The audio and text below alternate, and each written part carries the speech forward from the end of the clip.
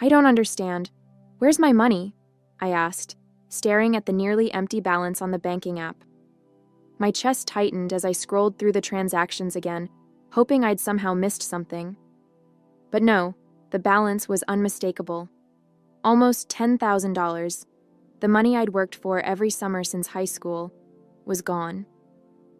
Edward, my stepfather, sat across the kitchen table, casually flipping through the mail. He didn't even look up. Relax, Clarice. It's not gone. I moved it into a better account for you, higher interest and all that. I blinked, trying to process his words. You moved it? Without telling me? He finally glanced up, his expression calm and patronizing. You'll thank me later. It's earning more for you this way. Something about his tone didn't sit right with me. What account? I asked, my voice sharper now. Show me. Oh, it's tied up in some obligations right now, he said, waving his hand dismissively. But don't worry, it's being put to good use. My name is Clarice, and I've been saving for my future since I was 16. I worked every summer, sometimes 2 jobs, juggling shifts at the coffee shop in the mornings and the ice cream stand in the evenings. I'd skipped vacations with friends, passed on new clothes, and ate more ramen than I'd like to admit, all to build my savings. That money was supposed to be my ticket to independence. I didn't know yet if I'd use it for tuition, a down payment on a place of my own, or maybe even a trip to Europe one day. All I knew was that it was mine, and I'd earned every cent of it. Edward and my mom, Margaret, had always been dismissive of my efforts, brushing off my plans with comments like, "You're young, you have time to figure it out." But I'd never thought they'd outright take from me, until now. The full truth came out later that evening. After hours of pestering Edward, I finally cornered Margaret in the living room. "Where's my money, Mom?" I demanded, my voice trembling with frustration. "Edward said he moved it into some account, but he won't tell me where." She hesitated, glancing toward the kitchen where Edward was fixing himself a drink. "Look, Clarice," she began, her voice soft but firm. "It's not as bad as you think." "That's not an answer," I snapped. "What did you do with it?" Her face tightened, and I knew immediately that whatever she was about to say would make my blood boil. "We used it to pay for Emily's tuition," she admitted. "Emily?" I repeated, stunned. "Your stepdaughter? You used my money to pay for her college?" "She needed it, Clarice," Margaret said defensively. "Her financial aid didn't come through, and she was at risk of losing her spot. What were we supposed to do, let her drop out?" "Yes!" I yelled, unable to hold back. "She's not my responsibility. That money was for me. How could you think this was okay?" Edward appeared in the doorway, holding his drink like it was a prop in some smug performance. "You're young," he said, echoing Margaret's favorite excuse. "You can always earn it back. Emily didn't have that kind of time." The room spun as their words sank in. Every sleepless night, every blistered hand from double shifts, every penny I'd pinched, it had all been for nothing. They'd taken what was mine and used it to bail out Emily, who, as far as I could tell, had never worked a day in her life. "I want it back," I said, my voice cold and steady. "Every cent." Edward snorted, taking a sip of his drink. "You're being dramatic, Clarice. It's already spent. What do you expect us to do, pull it out of thin air?" "I don't care how you do it," I shot back. "Figure it out." Margaret sighed, rubbing her temples like I was the unreasonable one. "Clarice, please. You're acting like we robbed you. We're family. Sometimes sacrifices have to be made." "Sacrifices?" I snapped. "I made sacrifices. I worked for that money. Emily didn't sacrifice anything. You stole it and handed it to her like it was yours to give." That night, I barely slept. I lay in bed replaying the conversation in my head, my anger simmering hotter with every passing hour. By morning, I'd made up my mind. The first call I made was to Danny. "I need help," I told her, my voice shaking as I explained what had happened. Her outrage was immediate. "They did what? Clarice, that's theft. You need to call a lawyer." The second call I made was to a law firm Danny recommended. The woman I spoke to listened patiently as I poured out the whole story, from Edward's manipulative charm to Margaret's dismissive excuses. "This is a clear case of unauthorized use of funds," the lawyer said after a long pause. "We can definitely pursue legal action, but it'll require some documentation on your part. Do you have access to the account statements?" "Yes," I said, my determination hardening. "I'll send you everything." As I hung up, a strange calm settled over me. I wasn't sure what would come next, but one thing was clear. I wasn't letting them get away with this. Edward and Margaret thought they could take advantage of me because I was young, because I was family, because they assumed I wouldn't fight back. They were about to learn how wrong they were. The next few days were a whirlwind of phone calls, emails, and an overwhelming mix of emotions. Danny sat with me one evening, helping me sort through old bank statements to gather evidence for the lawyer. "I still can't believe they had the audacity to take it," she said, shaking her head as she highlighted the suspicious transfer. "Like, who does that? And for Emily of all people. Doesn't she already get everything handed to her?"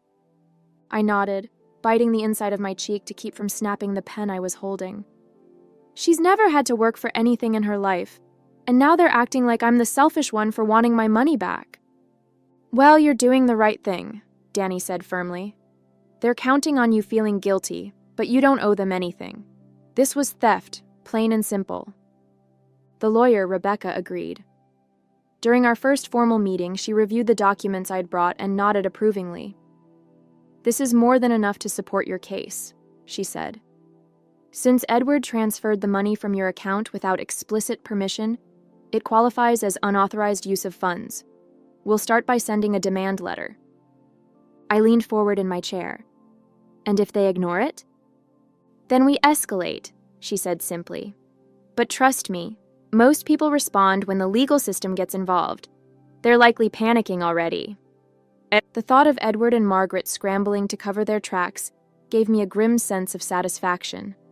For years, they'd treated me like an afterthought, prioritizing Emily at every turn. Now, they'd finally have to face the consequences. The demand letter arrived at their house 3 days later. I imagined the scene. Edward opening the envelope, his smug smile fading as he read the contents. Margaret pacing the kitchen, wringing her hands and muttering about ungrateful children.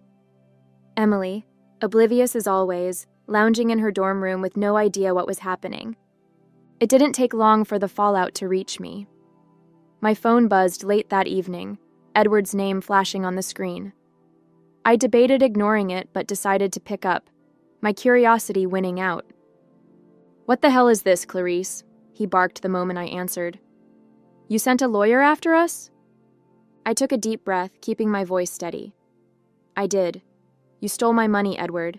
This is me holding you accountable." "Stole?" he repeated, his tone dripping with incredulity. "We're family. It was a loan." "No, it wasn't," I said sharply. "You didn't ask me. You didn't even tell me. You just took it." Margaret's voice cut in from the background. "Clarice, you're being ridiculous. We did this for Emily. She needed help." "And I didn't?" I shot back. "Do you have any idea how hard I worked for that money? How much I gave up to save it? You had no right." Edward scoffed. "You're young. You can earn it back. This is a waste of everyone's time." "I guess we'll let the courts decide that," I said before hanging up. Their defiance only fueled my resolve. Rebecca filed the formal complaint the next day, citing unauthorized use of funds and breach of trust. "This should get their attention," she said as she emailed me the court documents. "If they refuse to repay the full amount, we'll move forward with legal proceedings." As word of the situation spread, I started hearing from extended family. Margaret had apparently told them I was being unreasonable, framing herself and Edward as selfless parents who'd made a tough decision for the good of the family. But I wasn't about to let their narrative go unchecked.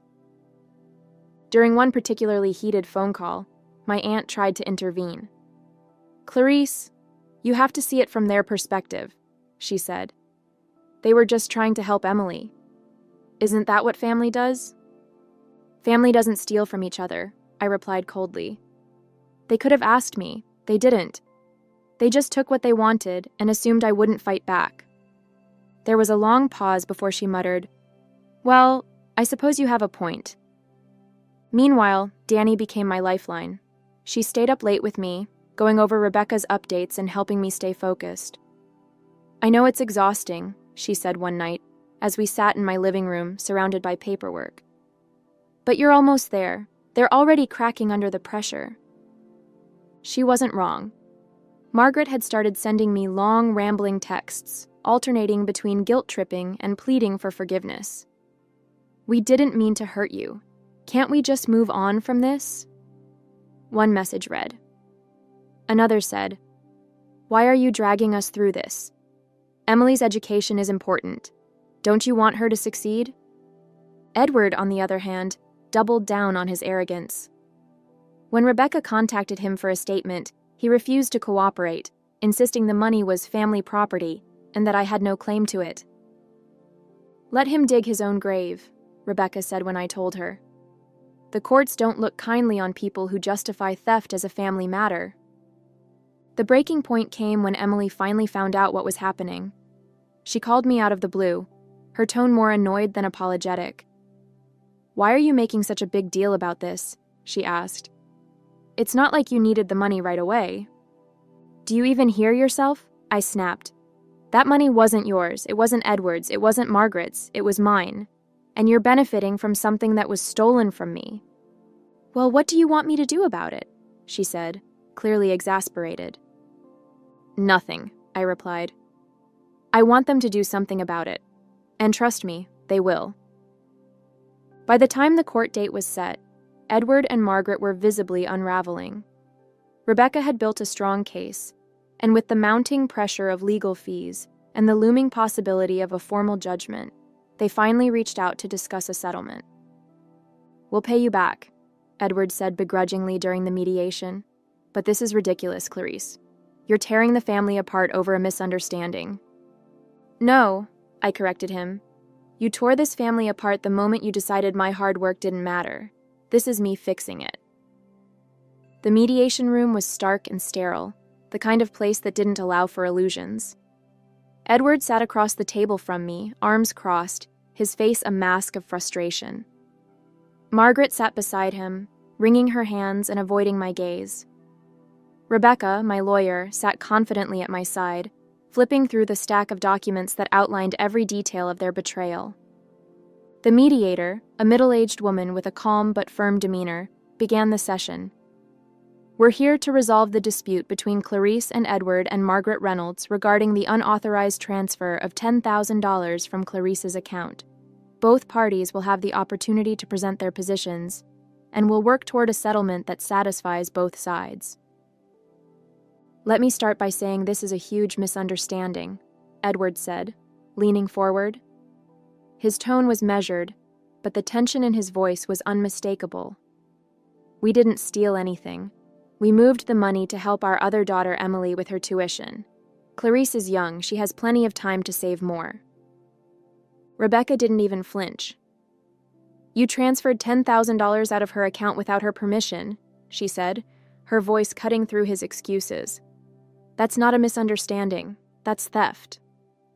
Edward smirked, but it didn't reach his eyes. "It's family money. We're all part of the same household. I didn't think we needed to ask for permission." "You didn't think you needed to ask," Rebecca repeated, her tone incredulous. "Even though the account was in Clarice's name and she was the sole contributor?" Margaret finally spoke up, her voice shaky. "We didn't mean to hurt her. We just thought—" "That she wouldn't notice? That she wouldn't care?" I interrupted, my voice cold. "You thought you could take what I worked for and call it a family decision. That's not how this works." The mediator raised a hand to stop the back and forth. "Let's focus on the facts," she said, her tone firm. "Clarice, your position is that the $10,000 was yours, earned through your work, and transferred without your consent. Is that correct?" "Yes," I said, holding my gaze steady. "It was my money, saved over years of working multiple jobs. I didn't agree to any of this." "And Edward," the mediator continued, You claim the transfer was made in good faith, with the intention of helping your other daughter? That's right, he said, his voice sharp. It wasn't malicious. We were just trying to help Emily. Then why didn't you ask me first? I shot back. Why did you lie and say it was going into a higher interest account? Edward opened his mouth, but no words came out. For the first time, he looked genuinely cornered. Rebecca took over, sliding a document across the table. This is the transaction record showing the unauthorized transfer. It clearly states that Edward accessed the account without notifying Clarice. Additionally, we have screenshots of text messages where he admits to using the money for Emily's tuition. There's no ambiguity here. Margaret paled as the mediator examined the evidence. Edward's jaw tightened, his bravado fading. We didn't think it would be such a big deal, he muttered, almost to himself. It's a big deal, I said, my voice steady but firm. You didn't just take money. You took my trust. And now you're trying to justify it instead of owning up to what you did. The mediator set down the document and folded her hands. Edward, Margaret, based on the evidence presented, it's clear that the funds were transferred without Clarice's consent. While I understand your intentions, your actions violated her financial autonomy. The recommendation is for full repayment, along with any associated legal fees incurred by Clarice. Margaret gasped softly, but Edward didn't move, his face a mask of controlled fury. How are we supposed to come up with that kind of money? He asked, his voice tight. That's not my problem, I said coldly. Figure it out, just like I had to figure out how to save it in the first place. After a tense silence, the mediator spoke again. If you agree to the repayment, we can settle this here today. Otherwise, Clarice has the option to pursue a civil lawsuit, which could result in further financial penalties. Edward exhaled sharply, glaring at me like I was the one who had wronged him. Fine, he said through gritted teeth. We'll pay her back. The mediator nodded, sliding a settlement agreement across the table. Please review and sign. As they scrawled their signatures, Margaret looked up at me, her eyes filled with something between anger and sadness. We didn't mean for it to come to this, she said quietly. It didn't have to, I replied, meeting her gaze. You made the choice to take what wasn't yours. I'm just making sure you face the consequences. Walking out of that room, I felt a mix of emotions, relief, vindication, and a lingering sadness for what could never be repaired. Rebecca placed a reassuring hand on my shoulder as we headed to the elevator. You handled that perfectly, she said. They're lucky you didn't push for more. They'll pay for what they did, I said. That's all I wanted. But deep down, I knew it was about more than the money. It was about proving to myself that I wouldn't let anyone, not even my own family, treat me like I didn't matter. The check arrived in my account 2 weeks later, the first of several payments outlined in the settlement agreement. It wasn't the full $10,000 yet, but seeing even a fraction of my money returned felt like a victory. For the first time in weeks, I breathed a little easier. It wasn't just about the money. It was about knowing I had taken a stand. Margaret called the day after the transfer. Her voice was softer this time, almost apologetic. Clarice, she began, hesitating, we've started making the payments. I hope this means we can start moving on. I didn't respond immediately, choosing my words carefully. Moving on isn't just about paying me back, I said. It's about understanding what you did and why it was wrong. We didn't mean to hurt you, she said quickly. We were just trying to help Emily. You keep saying that, I replied, my tone even. But you didn't ask. You didn't even think about how it would affect me. That's what hurts the most. She sighed heavily, and for a moment I thought she might finally take responsibility. But then she said, You're young, Clarice. You have your whole life ahead of you to rebuild. Can't we just put this behind us? I clenched my jaw, feeling the familiar frustration bubbling up. This isn't about being young or old, Mom. It's about respect, and if you can't understand that, maybe we're not ready to move on. Her silence spoke volumes. Danny came over that evening with a bottle of wine to celebrate the first payment. To holding people accountable, she said, raising her glass with a grin. To never letting anyone take advantage of me again, I replied, clinking my glass against hers. As we talked, I realized just how much this experience had changed me. For years, I'd let Margaret and Edward's dismissive attitudes chip away at my confidence, convincing myself that standing up to them wasn't worth the fight. But now I knew better. Setting boundaries didn't make me selfish. It made me strong. A few weeks later, I got a message from Emily. It was brief and awkward, a half-hearted apology for her role in everything. I didn't know they were using your money. I'm sorry if I benefited from it, she wrote. I didn't bother replying. Whether she knew or not didn't change the fact that she had been complicit in a system that put her needs above mine. Forgiveness might come eventually, but not yet. Edward predictably stayed silent. He made the payments on time but didn't reach out, his pride likely keeping him from acknowledging the situation any further. That was fine by me. I wasn't interested in mending fences with someone who saw me as little more than a resource to exploit. As the payments continued to roll in, I started to feel like I could breathe again. I adjusted my budget, reopened my savings account, and set new goals for the future. The betrayal still stung, but it no longer consumed me. Instead, it fueled me, reminding me of my own resilience and the importance of protecting what I'd worked so hard to build. The money would eventually add up, but the sense of empowerment I'd gained from standing up for myself was priceless.